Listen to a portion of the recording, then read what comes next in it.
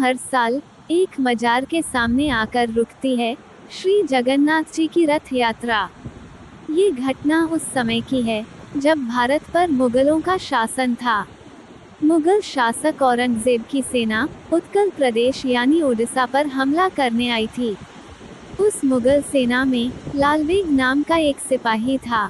जब मुगल सेना पुरी के एक गांव दंड मुकुंदपुर से लौट रही थी, तब लालबेग की नज़र नदी में नहा रही एक ब्राह्मण लड़की पर पड़ी।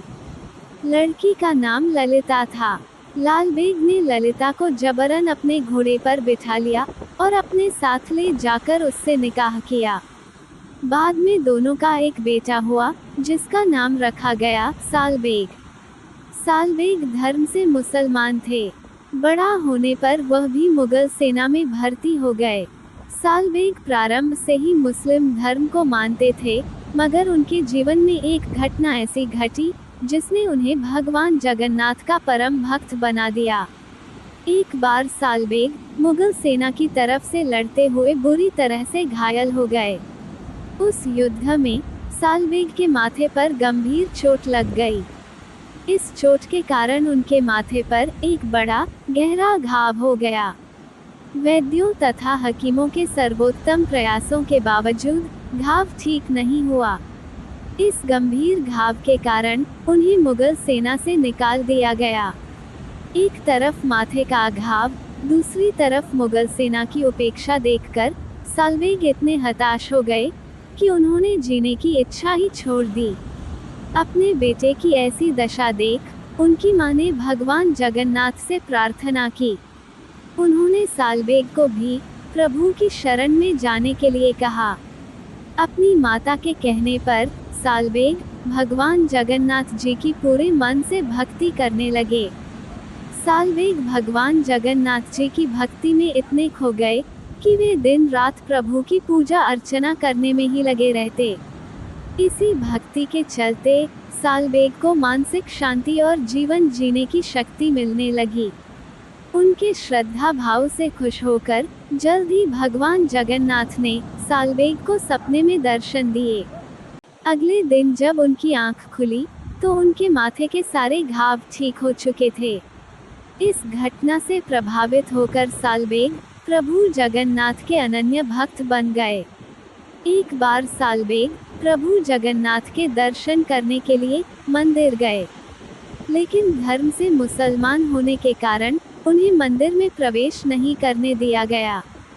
सालबेग भी इतनी आसानी से कहाँ हार मानने वाले थे। वहीं मंदिर के ही बाहर बैठकर वे भगवान की भक्ति करने लगे। इस दौरान उन्होंने भगवान जगन्नाथ पर कई भक्ति गीत व कविताएं लिखीं। उड़िया भाषा में लिखे उनके गीत बेहद लोकप्रिय हुए।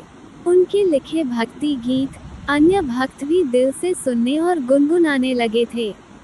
भगवान की भक्ति करते करते प्रभु के दर्शन की आस लगाए सालबेग की मृत्यु हो गई। लेकिन अपनी मृत्यु से पहले उन्होंने श्री जगन्नाथ से प्रार्थना की, यदि मेरी भक्ति में सच्चाई है तो प्रभु आप स्वयं मेरी मजार पर आकर मुझे दर्शन देंगे।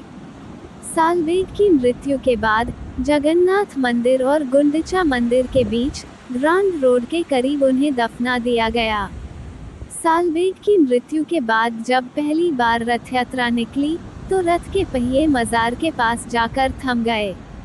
कहा जाता है बलभद्र और सुभद्रा के रथ तो चलते रहे, लेकिन जगन्नाथ जी का रथ वहीं रुक गया।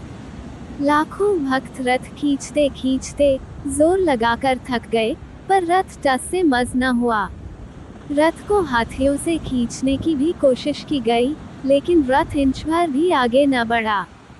सभी हैरान परेशान हो गए। किसी के समझ में नहीं आ रहा था कि आगे कैसे बढ़ें।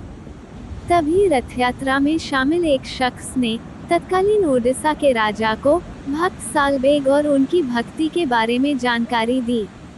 राजा ने पुरोहित जी से कहकर भक्त सालबेग के जयकारे लगवाए। सालबेग का जयघोष करवाने के बाद रथ अपने आप चल पड़ा। दरअसल सालबेग की इच्छा के मुताबिक जब रथ यात्रा निकलती है तब भगवान जगन्नाथ सालबेग की मजार पर उसे दर्शन देने जाते हैं। तभी से हर साल सालबेग की मजार पर कुछ समय के लिए रथ को रोका जाता है। जय श्री जगन्नाथ जी। इसी तरह की अन्य कहानियाँ सुनने के लिए please like and share the story and subscribe to our channel story vendor. Thank you.